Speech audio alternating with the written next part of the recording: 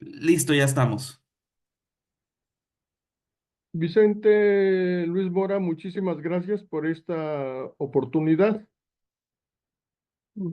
Muchísimas gracias a vosotros, Gabriel.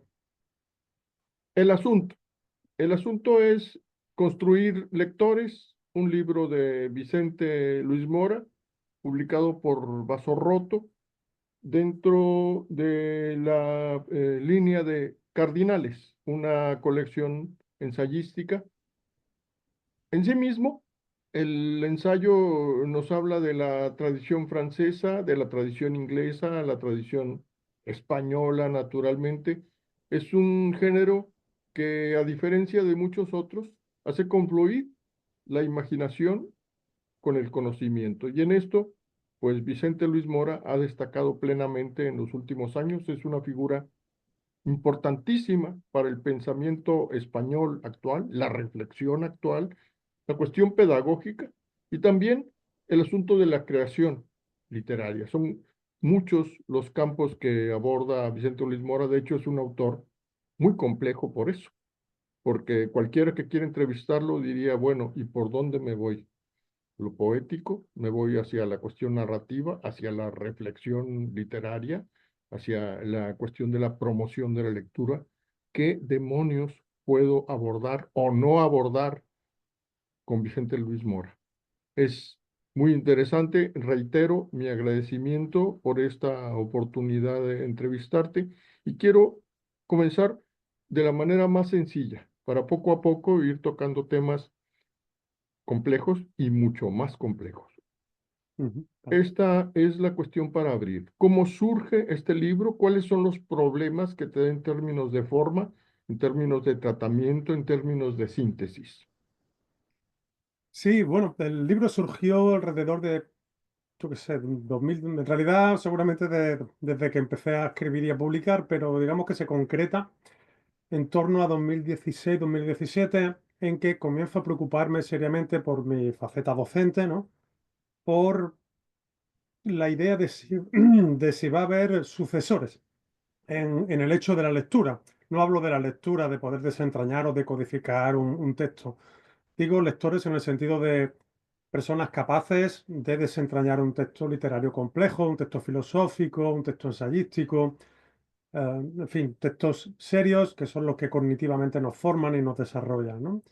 Entonces, comienzo a darme cuenta de que en las jóvenes generaciones, pues diversas amenazas o peligros hacen que esa supervivencia o esa sustitución de nosotros como lectores por otros posteriores no esté tan garantizada como podríamos pensar en un primer momento, ¿no? Hasta ahora, como digo en el libro, hemos dado por supuestos a los lectores, en el sentido de que no nos habíamos preocupado de que siguiera habiéndolos.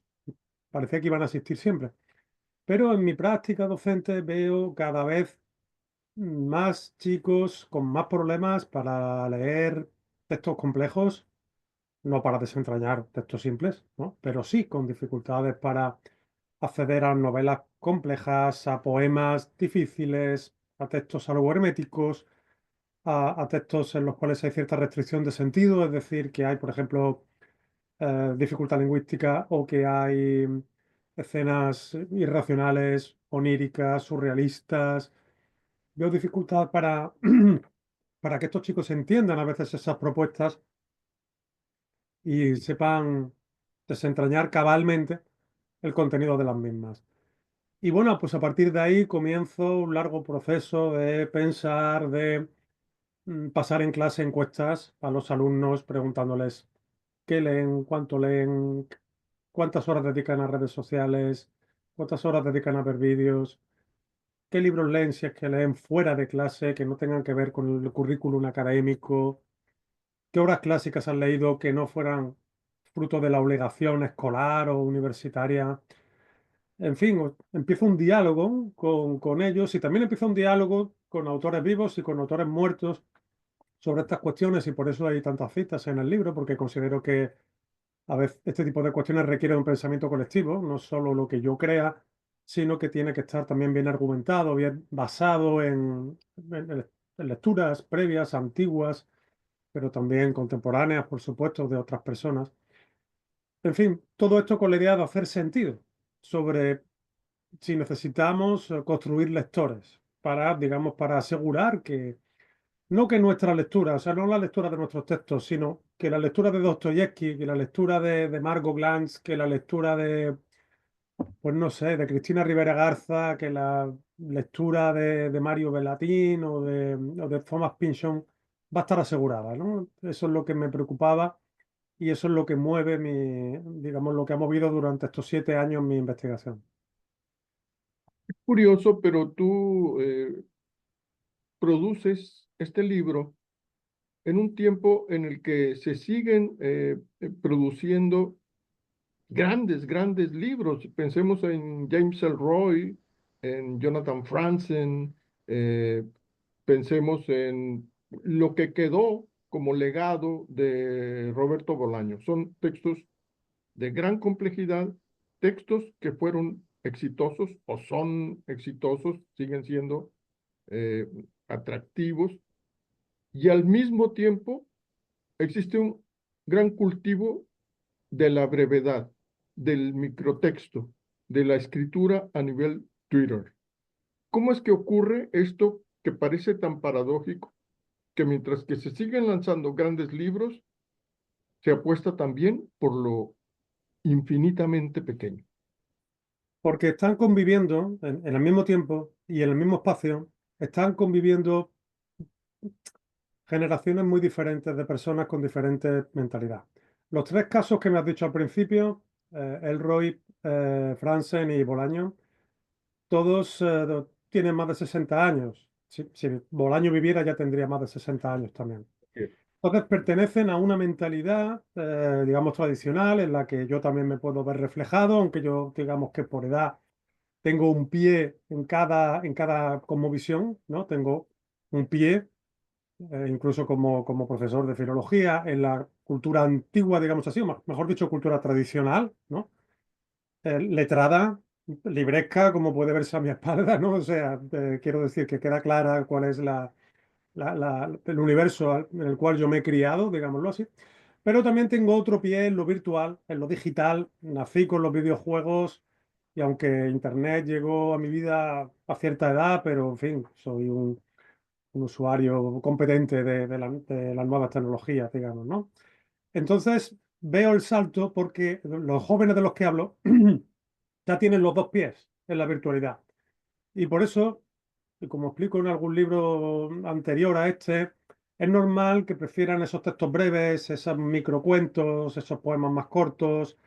Es lo que se suele decir la cultura del pantallazo, de la captura de pantalla, ¿no? De esa mirada que ocupa, o sea, de ese texto, mejor dicho, que no sobrepasa los límites de lo que se puede ver en la pantalla sin hacer scroll. Entre otras cosas, porque eso también es un poco lo que les dura a muchas de estas personas jóvenes su concentración. Es decir, en el momento en que ven un texto muy largo, que hay que bajar mucho el scroll, desconectan. Y si el texto tiene, digamos, cabe en un pantallazo, en el espacio de una pantalla, entonces sí que lo pueden leer y sí que les gusta leerlo y escribirlo. Entonces, claro, son mentalidades completamente opuestas, ¿no? En la mentalidad tradicional, pues es perfectamente factible y lógico leerte un libro de 700 páginas, de 800 páginas, etcétera. Para la mentalidad más joven, leerse algo de 8 páginas, 8, ¿eh? Es un esfuerzo. Y un esfuerzo real, ¿eh? No estoy exagerando lo más mínimo. Estoy hablando de problemas de concentración para leer simplemente 8 páginas y ser capaz de recordarlas, de resumirlas, ¿no? Y ahora incluso con la aparición que viene un poco a complicarlo todo más de ChatGPT y los demás algoritmos de inteligencia artificial generativa, todo se vuelve más complicado porque los chicos ya encomiendan a la inteligencia artificial que les resuma los textos. Es decir, esa operación mental ya ni siquiera la hacen. Todo esto va haciendo que, obviamente, esas novelas de 800 páginas, esas novelas de 1500 páginas, como Pantagruel y Gargantúa de Rabelais o Guerra y Paz de Tolstoy, ¿no? Que hemos leído las personas de cierta edad, hace que eso sean lecturas absolutamente, no sé, inconcebibles para estos jóvenes de los que estoy hablando, o desde luego para la inmensa mayoría de ellos, que tendrían dificultad con 15 páginas, no, no, imaginamos con 1500. Eso es preocupante, pero como digo, es preocupante también por las consecuencias que puede tener para su propia mente, en el sentido de que esa debilidad cognitiva, esa falta de capacidad de resumir, de asimilar grandes cantidades de información, de pensar complejamente sobre cuestiones complejas, creo que los puede dejar muy desasistidos de cara incluso al ejercicio de sus deberes cívicos, de cara a moverse por el mundo, a relacionarse con otras personas con una situación intelectual de igualdad, de cara a recibir manipulación, de cara a no ser capaces de informarse debidamente y con longitud textual sobre cuestiones acuciantes y que pueden tener un efecto en su vida y en su formación mental, cultural, etcétera. Así que creo que son grandes desafíos y grandes problemas a los que nos enfrentamos ya y creo que nos enfrentaremos todavía más en el futuro. Michel Petit, Angélica Gorodischer, Néstor García Canclini, son presencias importantes a lo largo de tu libro. Yo quisiera que nos dijeras un poco cómo es el horizonte de las notas que tú fuiste armando para construir este libro. Es realmente como que una especie de guión cinematográfico que tú fuiste trazando, pero el mapa es mucho más complejo de lo que uno se imagina al abordar cualquier libro que esté relacionado con los asuntos de la lectura. Es mucho más que eso. Sí, el libro o sea, es pequeño, o sea, no es un libro extenso en absoluto. Lo he querido hacer breve precisamente para que la longitud no sea una dificultad añadida. El libro es una especie de síntesis de un documento de Word mucho más amplio que yo tenía, que todavía tenía muchísimas más citas, muchísimas más ideas, pero en realidad pensé que superado cierto tamaño crítico podría resultar contraproducente. Entonces opté por una secuencia, como tú muy bien has descrito. Me gusta eso de cinematográfica, ¿no? Me gusta pensar que las ideas también se ven, o mejor dicho, que el movimiento de las ideas también se aprecia, también se puede comprobar. Y la idea era montar un recorrido de lectura en el cual hubiera ciertos ritornelos, ciertas vueltas, ciertas insistencias, ciertos énfasis en algunas ideas, digamos, centrales para el libro, pero en vez de confinarlas en capítulos como se suele hacer tradicionalmente, ¿no? O sea, una introducción, un capítulo donde se abre y se cierra una cuestión completa, un segundo capítulo donde también se desarrolla exhaustivamente una idea. Pensé en una estructura un poquito más arborescente, ¿no? En que, bueno, pues se abren las ramas, pero a veces las hojas y las ramas por el viento pues se van cruzando y llega un momento en que tienes una rama, una hoja en las manos y ya no tienes muy claro a qué rama principal pertenece, ¿no? Esa era un poco la idea, hacerlo como un todo orgánico, como un todo vivo, el proceso de lectura, de forma que fuera como más ameno transitarlo y digamos que el lector no se cansara de ciertos temas, sino que se alegrara de ver cómo otros temas vuelven y se unen y se separan, ¿no? Que me pareció una estructura interesante para hacer un ensayo. Te confieso que yo tomé muchas anotaciones a lo largo de la lectura que hice de tu libro. Encontré pues caminos de gran interés y otros que están escasamente explorados. A mí me hubiera gustado encontrarme con referencias, por ejemplo, a Paulo Freire, a Vygotsky, a Jean Piaget, pero el hecho es que muchas de esas cosas pues se dan por entendidas. Yo lo que te quiero preguntar es, los sistemas educativos que han considerado ya en su momento tanto las fuentes que tú consideras como otras que se podrían añadir, los sistemas educativos tanto en América Latina como en España se preguntan hoy, se siguen preguntando de manera reiterativa, ¿qué es la formación lectora? ¿Cómo impulsar, cómo desarrollar la formación lectora, la comprensión lectora? ¿Qué es para ti esa cuestión? Ese es el tema, Gabriel, porque esa es la almendra del asunto. Ahí está el centro de todo. Yo durante unos años fui profesor de didáctica de la lectura, además. Es decir, yo enseñaba a los docentes que tenían que enseñar a leer a los pequeños, ¿no? A los pequeños y a los no tan pequeños ya, ¿no?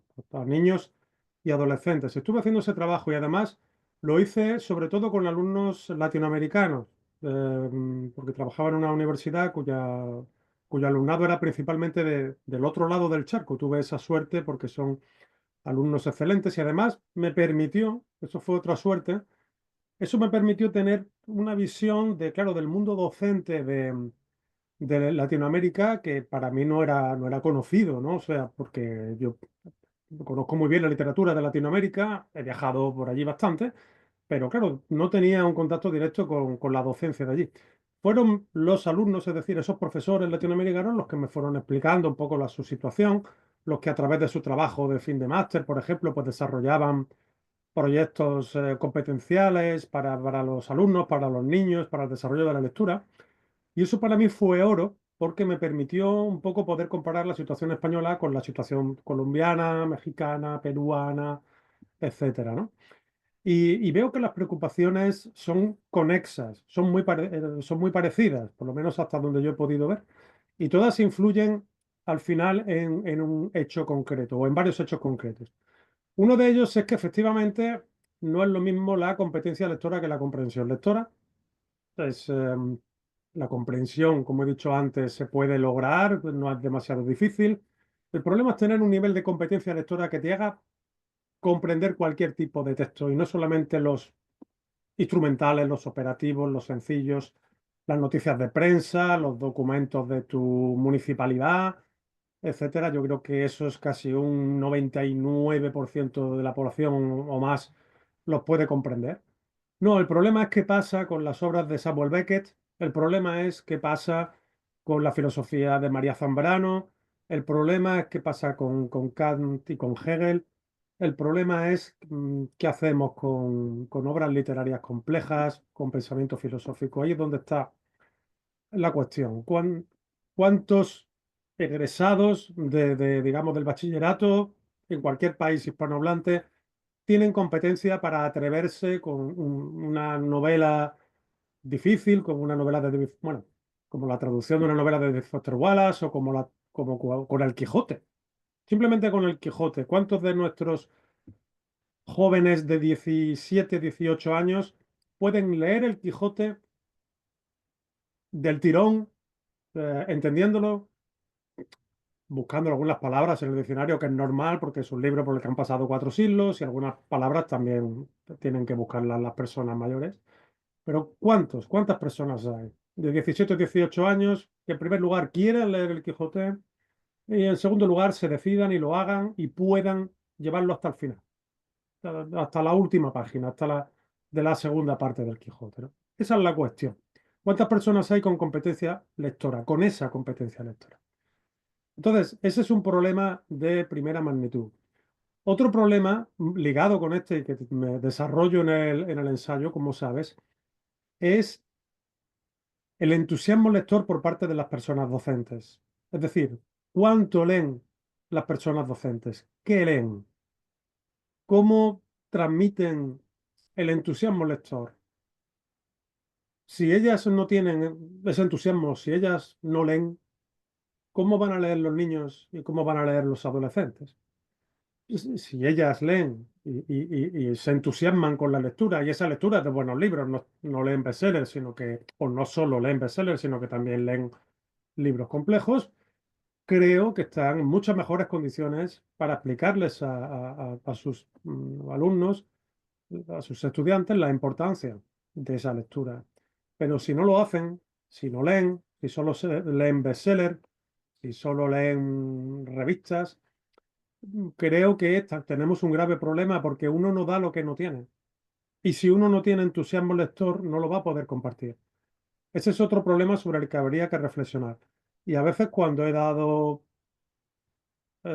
clases o conferencias en facultades de educación, aquí en España, me ha preocupado mucho ver el escaso nivel lector de los futuros profesores, ¿no? Eso me ha preocupado mucho, es decir, ver que leen y lo poco que leen, los pocos libros al mes que leen, ¿no? Creo que eso es un problema grave y creo que no, las instituciones educativas y culturales, hablo ya a nivel ministerial, a nivel político, creo que no se preocupan de suficiente grado en estas cuestiones. Creo que habría que hacer un esfuerzo mayor porque, como decía al principio, creo que nos jugamos mucho como sociedad con estas cuestiones. Hay una cuestión que me parece doloroso señalarla, pero es un hecho. Estados Unidos, Francia, Inglaterra, España cuentan con un aparato editorial plenamente establecido, que es funcional, que puede echar a andar libros de papel incluso de una manera semanal y venderlos en los kioscos. Es algo que les parece muy natural a los europeos, a los norteamericanos, pero que a los latinoamericanos les suena como que, ¿y eso por qué? ¿Para qué quieren vender libros si a nosotros no nos interesa?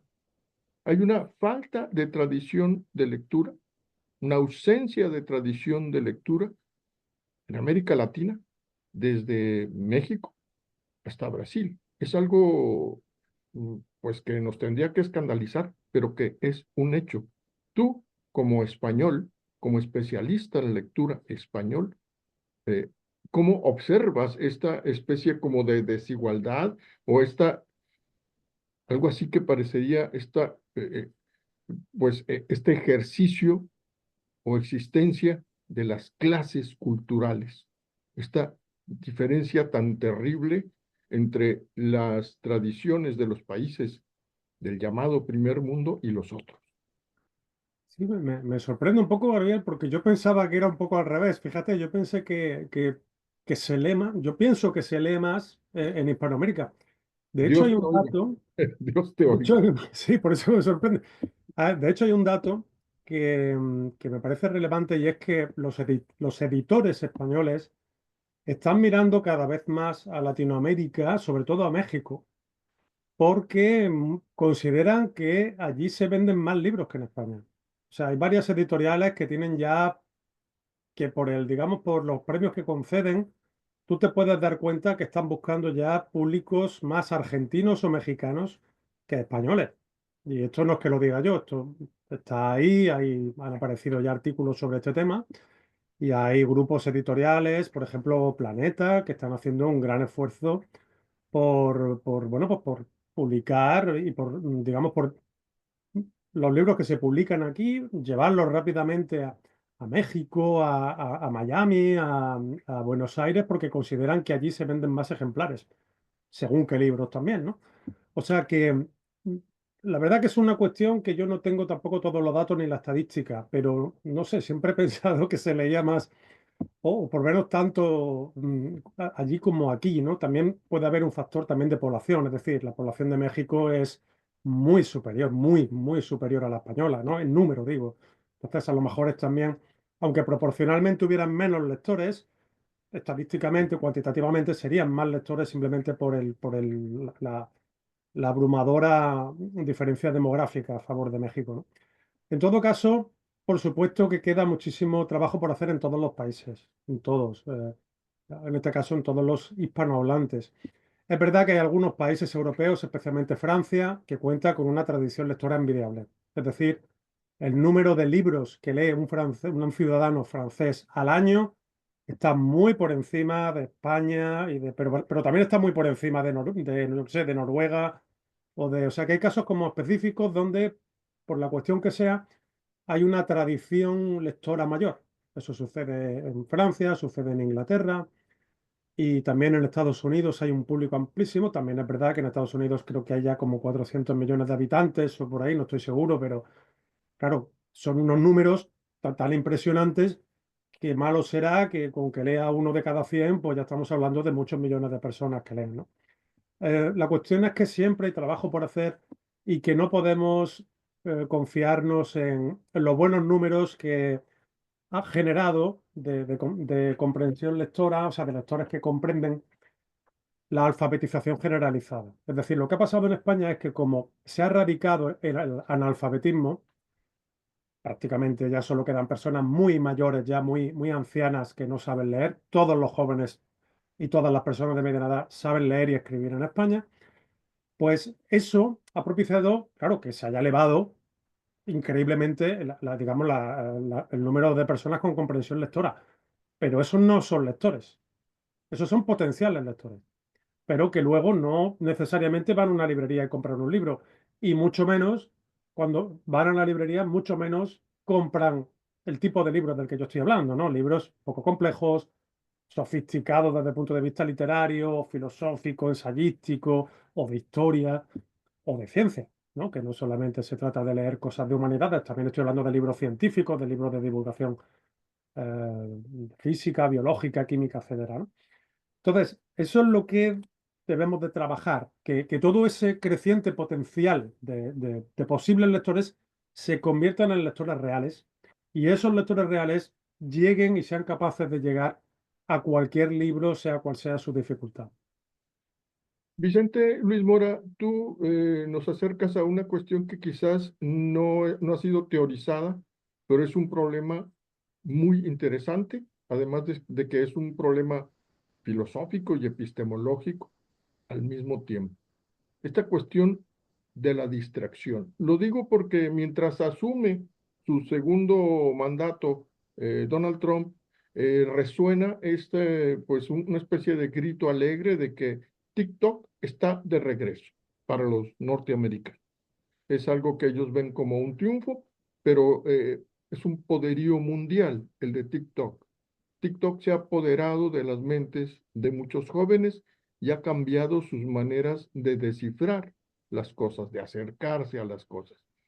Le echamos la culpa a la distracción, a veces de la ausencia de lectura o de los bajos indicios o índices de lectura, pero el hecho es que la distracción era concebida ya desde los tiempos de los griegos como un asunto que estaba presente en la cultura clásica. Platícanos un poco cómo es esto que podría ser una teoría de la distracción o la distracción como concepto. Sí, es algo a lo que le dedico bastante espacio en el libro. Yo intento no ser catastrofista, no quiero ser apocalíptico, eh, tampoco quiero ser ingenuo, ¿no? O sea, caer en el optimismo ingenuo de que las cosas se van a arreglar por sí solas, porque eso no sucede así. Las cosas no se arreglan por sí mismas, ¿no? Entonces, intento, por un lado, por el lado positivo de la balanza, decir que es demostrable, e intento demostrarlo con citas y con ejemplos, que la distracción de la lectura es algo que ha existido siempre y que tenemos muchísimos testimonios que yo recojo en el libro, pues de filósofos, de pensadores, de escritoras que comentan que pues, en un momento dado les cuesta bastante concentrarse en la lectura por los motivos que sean.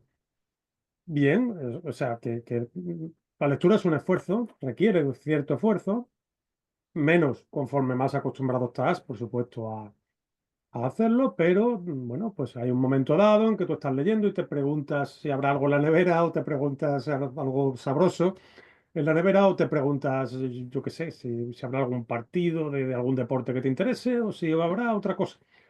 Y eso es absolutamente normal y eso siempre ha pasado. Y también hay veces en que estás viendo un partido y dices, qué aburrido, voy a hacer algo mejor y te pones a leer, ¿no? O sea que también funciona en el sentido contrario, ¿no?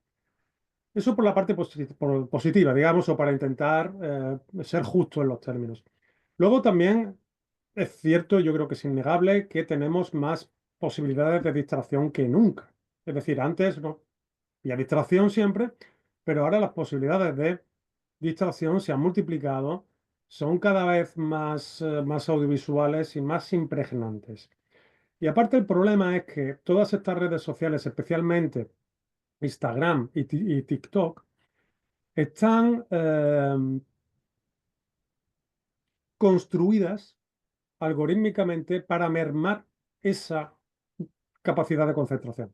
Es decir, y esto hay ya bastantes documentales donde se habla en algún caso, con algún ingeniero informático responsable de estas innovaciones, están programadas para ello, es decir, para ser adictivas y para no soltar a la persona que cae ahí y que empieza a pasar vídeos de TikTok o vídeos de Instagram. Yo recuerdo una entrevista con la persona que diseñó, el ingeniero informático que diseñó el scroll infinito, ¿no? Esto que tú puedes pasar en Instagram vídeos y vídeos y no terminan nunca, ¿no? Porque van con un sistema de randomización, pues van tomando vídeos de por aquí y de por allí y ya virtualmente es imposible que tú llegues al final, ¿no? Bueno, esa persona decía que haber inventado ese scroll infinito era el mayor error que había cometido en su vida. Y se arrepentía muchísimo de haberlo inventado. Porque se daba cuenta de lo dañino que estaba siendo para la población mundial. Y sobre todo, en concreto, para los jóvenes, pero no solo, ¿eh? No solo para los jóvenes. Entonces, este mecanismo de pasar vídeos de TikTok, de pasar vídeos de Instagram, te va provocando pequeñas descargas, muy pequeñas de dopamina, que van como recompensándote esa atención, pero como son muy pequeñas, porque son vídeos muy cortos y el impacto son vídeos tontos en realidad, son vídeos muy bobos, salvo raras excepciones. Como la recompensa es tan pequeña, tienes que pasar rápidamente los vídeos, ¿no? O estos tienen que durar muy poco, como el caso de TikTok, para que tú vayas alimentándote de esa recompensa dopamínica y vayas estimulándote lo necesario como para no dejarlo. Entonces, es un proceso enfermizo.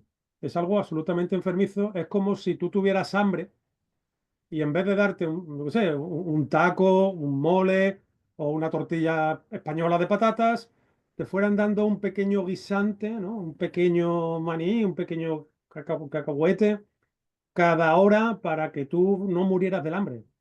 Es la metáfora que se me ocurre. Y eso es muy pernicioso, porque entonces tienes hambre todo el día, porque nunca te terminas de satisfacer. Y esa distracción de estar todo el rato ahí consumiendo vídeos no se acaba nunca. Y la consecuencia es que quita muchísimo tiempo para todo lo demás. Y no hablo ya solo de leer, ¿eh? Hablo de estudiar a esas edades, ¿no? Que es una edad en la que, hombre, pues la que podrían estar estudiando sus materias del colegio o del bachillerato, que sería bastante más útil. Es también una reducción de la capacidad, por supuesto, y de las horas al día para interaccionar física y verbalmente con amigos, con la familia, con otras personas. También les impide tener tiempo para formarse en otras cuestiones, para tener otras aficiones, para hacer deporte, para leer periódicos y estar al día de lo que sucede en el mundo. Son horas y horas al día absolutamente perdidas, tiradas directamente al cubo de la basura. Un vídeo y otro vídeo que no sirven para nada, que no alimentan, que no te hacen crecer, que son puro entretenimiento. Y eso es terrorífico. O sea, son miles y miles de horas al año, perdidas para siempre, sin vuelta atrás. En un momento en que el cerebro está formándose, en que todavía hay posibilidad de expandirlo, de complejizarlo cognitivamente, son miles de horas tiradas a la basura. Entonces, es un problema muy grave. Y es un problema emocional, es un problema también de estabilidad mental, porque cada vez hay más problemas de adicción en jóvenes a este tipo de distracciones. Es un problema cognitivo y encima es un problema cultural, porque todas esas horas se las están robando a cosas que podrían ilustrarles, hacerles crecer, hacerles pensar, cuestionarse cosas, complejizar su estructura cerebral y incrementar su conocimiento. Es decir, estamos ante un drama que, bueno, que algún día pues dará la cara y nos daremos cuenta de sus consecuencias reales. Un, un planteamiento tuyo que a mí me dejó muy pensativo y que quisiera que profundizaras un poco es que la lectura es un camino hacia la humanización. Es algo que parece sencillo de decir, pero que realmente nos enfrenta a un problema muy grave, que es el de la deshumanización. O sea, si la lectura nos lleva hacia la humanización, entonces la no lectura nos lleva hacia la deshumanización. ¿Podría ser así? Em, es así.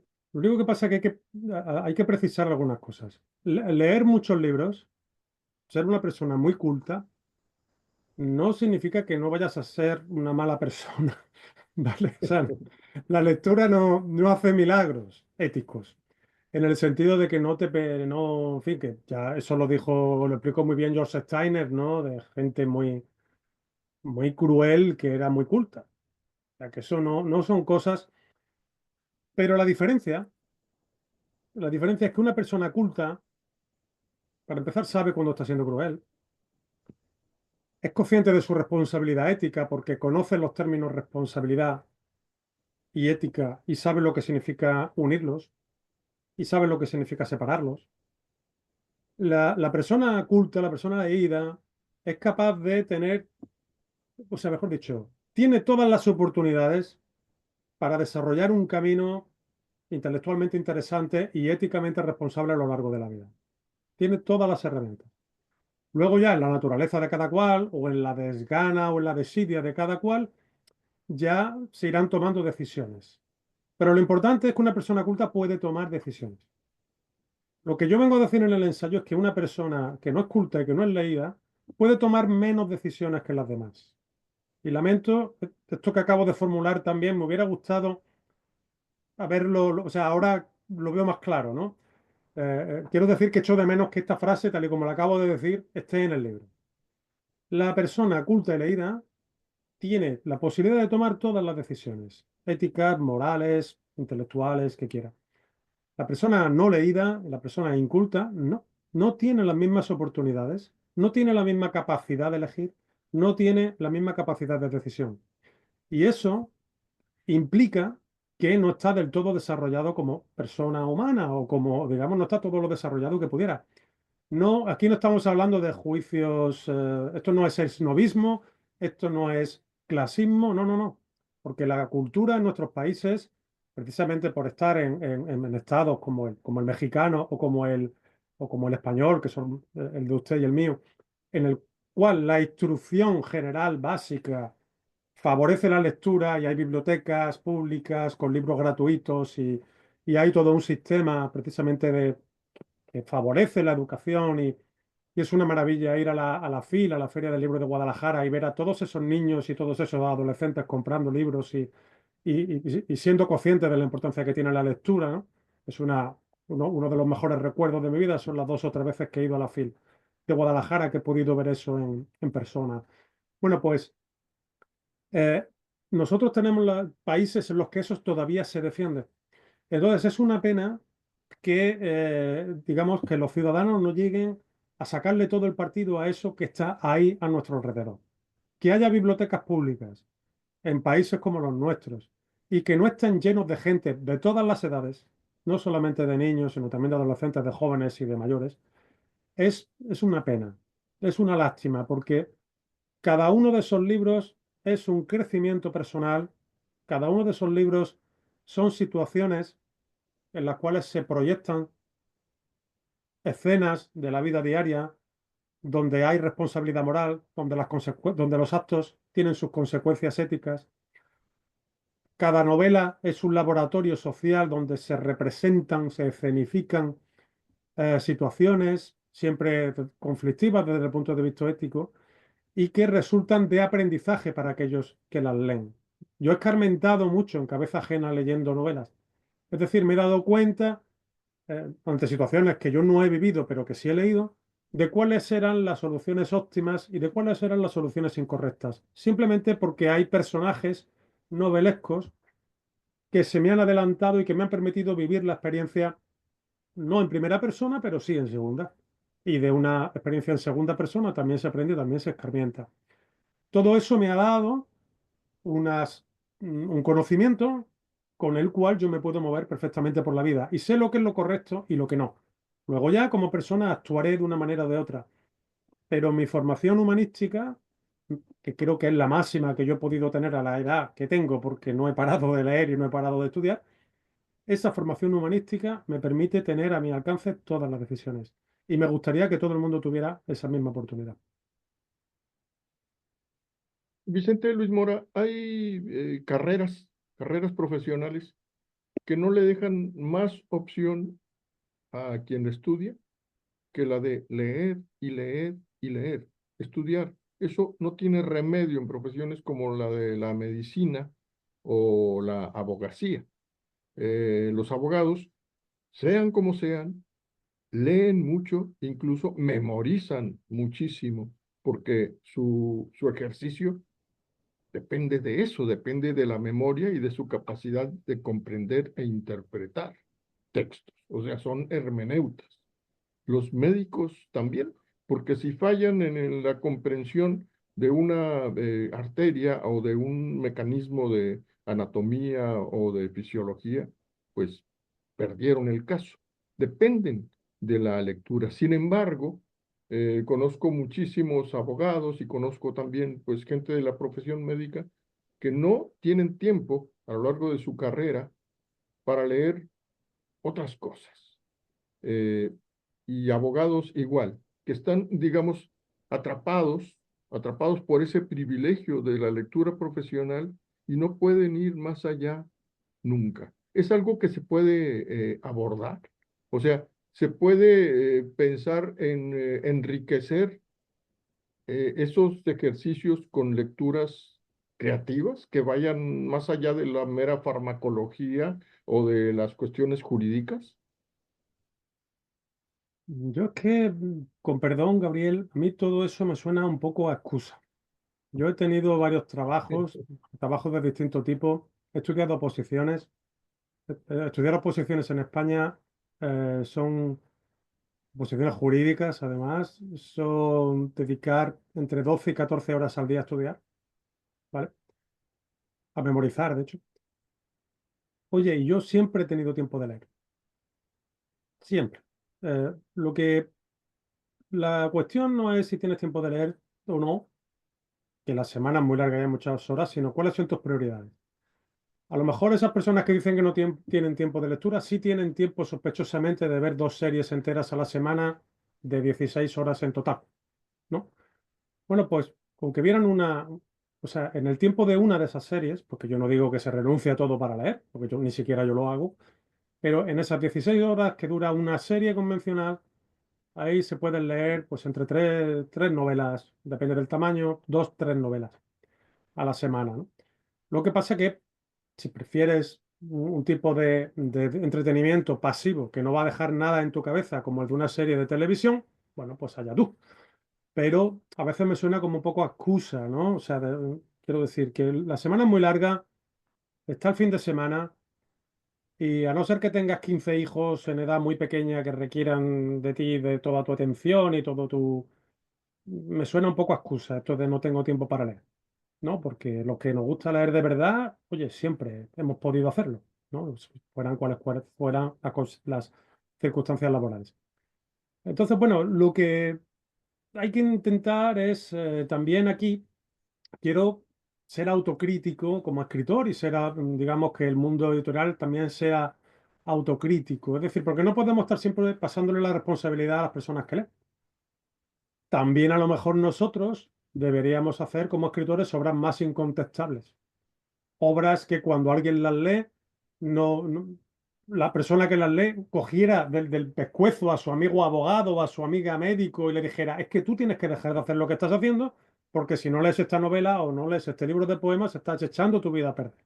¿Vale? O sea que también quiero hacer una autocrítica con respecto a la calidad de los libros que hacemos. Y por supuesto, que no sé si lo comento mucho en este libro, desde luego en libros anteriores como La huida de la imaginación, si lo comento a fondo, creo que las editoriales, muchas editoriales, se han cargado a muchos lectores.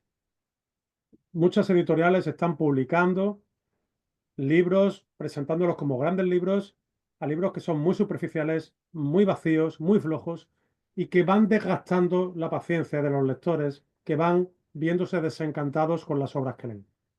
Entonces creo que también hay que hacer una reflexión por el lado editorial y por el lado literario, en el sentido de que no, la culpa de todo no siempre la tienen los lectores, ¿no? Los que escribimos también somos lectores. Yo leo mucho y me doy cuenta de que hay muchas editoriales, algunas de ellas muy conocidas, editoriales que están en España, que también están en México, que también están en toda Latinoamérica, que publican como grandes obras libros que de grandes obras no tienen absolutamente nada. Entonces, eso también daña al tejido lector, eso también hace daño a la confianza de los lectores y merma el interés de la gente en leer. Así que ahí también deberíamos hacer una reflexión. Uno de los destinos posibles de los lectores, en las primeras páginas de tu libro tú lo planteas así, que cuando algunos escritores se preguntan dónde están mis lectores. La respuesta es, están viendo Netflix. Y quizás Netflix en ese sentido pudiera tener buenas respuestas porque ha abordado algunos libros, algunas novelas muy interesantes españolas, francesas, latinoamericanas, mexicanas. Digamos que eh, no tiene las manos vacías Netflix para los lectores. Este puente entre el texto y la serie o la producción fílmica de Netflix, ¿qué representa para ti en estos momentos? ¿Una derrota, un reto o sencillamente una posibilidad de complementar las cosas? Uf, a ver, por intentar buscar algo positivo y no ser siempre, no sonar catastrofista, o sea, es mejor, por ejemplo, que cuando Netflix o una de estas plataformas proyecta un documental sobre un escritor o una escritora, eso es mucho más positivo para la literatura que cuando está adaptando una novela a una serie. ¿Por qué? Porque cuando tú adaptas una novela a una serie, y esto pues, se ha visto recientemente con Cien años de soledad, ¿no? O con lo de Pedro Páramo, etcétera, ¿no? Nos damos cuenta de que lo más importante del libro se ha perdido, que es la textualidad, esa complejidad de Juan Rulfo a la hora de hacer dos tiempos narrativos, a la hora de ir presentando a los personajes, a la hora de hacer esa descripción de los murmullos, de todas esas voces, que lo hace de esa manera tan poética y tan brillante, donde hay aliteraciones, hay juegos poéticos del lenguaje. Todos esos juegos poéticos del lenguaje se pierden en la adaptación cinematográfica o televisiva. Todo eso desaparece. Lo más importante del libro se volatiliza para siempre. Entonces, ese no es el camino. Por ahí Netflix no puede ayudar a la literatura, porque lo único que hace de la literatura es coger una sola de sus partes, que es el argumento, que es la menos importante siempre, es decir, la historia, y la convierte en una historia televisiva o en una historia cinematográfica que, bueno, pues tendrán valor que habrá que ver para el cine o para la televisión, pero desde luego no para la literatura. En cambio, cuando se toma la vida de un escritor o de una escritora, pienso por ejemplo en escritoras o en escritores que hayan tenido una vida interesante, además de ser buenos escritores, como, lo que sé, como Virginia Woolf o como Arthur Rimbaud, ¿no? Que fue un magnífico poeta y luego acabó de contrabandista en África, ¿no? Oye, ahí hay un documental maravilloso que se podría hacer con Rimbaud, ¿no? Por ejemplo, ¿no? Bueno, pues cuando se hace eso, cuando se pondera la vida de un escritor o de una escritora como algo interesante que contar, cuando en ese documental se deja claro que lo más relevante de la vida de esa persona fue lo que escribió, con independencia de que haya tenido otros episodios sugestivos y divertidos que contar, que por supuesto los escritores son multidimensionales y no se agotan en el hecho de lo que han escrito. Cuando tú presentas la escritura y a los escritores como algo valioso, como algo importante, como personas que han dicho cosas relevantes para ti como espectador, estás haciendo un enorme favor a la literatura. Porque si el documental está bien hecho, lo que hará será generar en ti el deseo de leer lo que esas personas escribieron. Y se puede convertir en una especie de estímulo, de catapulta, para irte a la biblioteca o irte a la biblioteca, bueno, a la biblioteca de tu casa, a tus estantes, o irte a la biblioteca pública, o irte a una librería, para comprar o para tomar prestados de la biblioteca pública libros de esas personas que te han parecido fascinantes. Entonces creo que ahí sí que hay un trabajo interesante por hacer y que se puede hacer mucho. Y he visto algunos documentales de escritores que hace poco vi, por ejemplo, uno de Fred Jelinek, la premio Nobel austríaca, que bueno, me pareció fascinante y rápidamente pues volví a sus textos y volví a leerla porque es que, en fin, tuvo la vida de Jelinek que es también está llena de interés porque su escritura provocó cambios en su vida y en la sociedad de su tiempo, ¿no? Su escritura, no ella. Entonces, quiero decir que hay mucho trabajo positivo que se puede hacer incluso desde lo audiovisual para potenciar, digamos, el poder simbólico de la literatura y la gran atracción que tiene para aquellas personas bueno, pues que tienen acceso a ella. O sea, para mí, yo soy una persona que le gusta el cine, que le gusta el deporte, que ve televisión, que está al cabo del tiempo, que jugó a videojuegos. No hay ni una sola manifestación del entretenimiento humano que me sea ajena. Pero nunca, jamás en mi vida he disfrutado de ninguna de ellas tanto como de los libros. Entonces, las personas que no leen deberían también preguntarse, oye, ¿pero qué tienen los libros que a gente que lo ha probado todo, lo que más le gustan los libros? ¿Qué pasa ahí? ¿Qué sucede? ¿Qué tipo de virtudes tiene esa práctica que no tienen ninguna de los demás hasta ese grado, hasta ese punto, ¿no? Eso, si fuéramos capaces de transmitir esto que estoy diciendo, si fuéramos capaces de transmitirle a la gente que se está perdiendo cosas porque no está leyendo y que a lo mejor se está perdiendo las más importantes, fuera del amor y de la vida en familia y de pocas cosas más, bueno, pues a lo mejor eso movía a la gente a pensar y a interesarse más por lo que leemos. Vicente Luis Mora, tú planteas que, y esto es algo que, bueno, es algo que muchos atestiguamos, los años 90 fueron claves para el desarrollo de la lectura juvenil e infantil, porque digamos que se hicieron visibles eh, alternativas como El Señor de los Anillos y Harry Potter, piezas claves para pues esta gran explosión de los libros de papel para esa generación. Tú atribuyes este encanto a la posibilidad de acceder al mito y escapar de la rutina, esa rutina pues un poquillo encerrada de los jóvenes y los niños de ese tiempo. ¿Podrías hablarnos más a ese respecto? Sí, esto de los mitos lectores está muy en sintonía con lo que te estaba comentando justo hace un momento. Es la idea de presentar a los niños y a los jóvenes los libros de una manera diferente. A los chicos les encantan los mitos, las series mitológicas, las sagas, las historias que tienen lugar en otros mundos, con personajes así muy simbólicos, muy poderosos y muy fuertes. Entonces creo que podemos presentar otro tipo de libros, libros más convencionales, se pueden presentar desde sus aspectos míticos, ¿no? Un poco trabajando en la línea de Fraser o de Joseph Campbell, ¿no? Intentando, pues bueno, pues mostrar la literatura de una forma más atractiva, sin salirse ni un ápice de lo que la literatura es y de lo que la literatura representa. Simplemente es una cuestión de cómo enfocas eh, hacia los niños y los jóvenes la atracción que tienen los libros.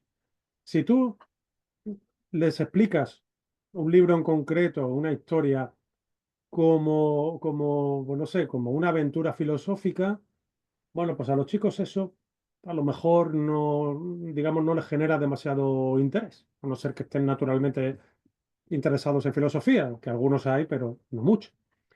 Pero sí, ese mismo libro, esa misma novela, la presentas como una lucha mítica entre un personaje que posee como su máximo poder el conocimiento y unos adversarios o unos antagonistas cuya máxima fuerza consiste en la ignorancia.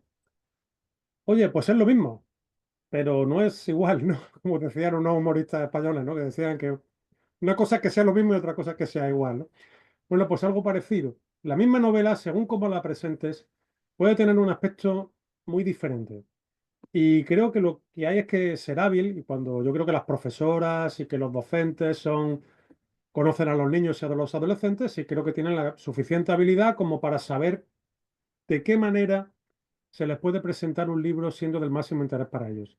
Y creo que este aspecto mítico, que como digo, en algunos libros es evidente, notorio, y en otros a lo mejor es simplemente una cuestión de darle un giro, de darle un enfoque distinto, creo que podría ayudar mucho, porque haría más atractivos, esas mismas lecturas las haría más atractivas para los más pequeños.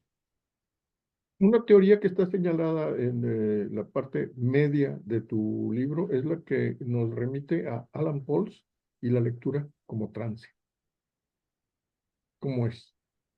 Sí, bueno, la idea que tiene Pauls en ese ensayito que se llama Trance es muy, bueno, pues es un poco lo que yo digo, es lo que he dicho, ¿no? Antes, ¿no? El trance, dice Pauls, en el que nos produce la lectura, ¿no? Hay un momento en que cuando una lectura nos atrapa de verdad, nos hace sumergirnos en ella, acabamos como totalmente abstraídos del entorno y muy metidos en la historia hasta un punto casi de meditación zen, ¿no? De un trance espiritual en el cual sentimos una comunión plena con lo que estamos leyendo y digamos que nos está conmoviendo, pero no, nos está conmoviendo intelectualmente. Esa es la diferencia con este emocionalismo que es barato, que buscan a veces algunas malas novelas y algunas malas series de televisión y algunas malas películas, que lo que intentan producir es el efecto emocional inmediato, muy superficial y muy barato en los espectadores. Es decir, que tú tomes partido por un personaje o por el otro. En los buenos libros tú no tomas partido por los personajes, tú tomas partido por la historia, tú tomas partido por el mundo narrativo en el que te estás metiendo. Tú en Ana Karenina estás en Rusia y estás en Moscú y tú en el Moscú del 19, afortunadamente no en el de hoy, y estás metido ahí hasta la médula en lo que está ocurriendo en esos campesinos, en esos personajes de la corte, en esos militares, en esas mujeres que viven ahí un poco a la espalda de sus maridos, pero que tienen cierta capacidad para tomar decisiones y para decidir lo que quieren y para salirse con la suya.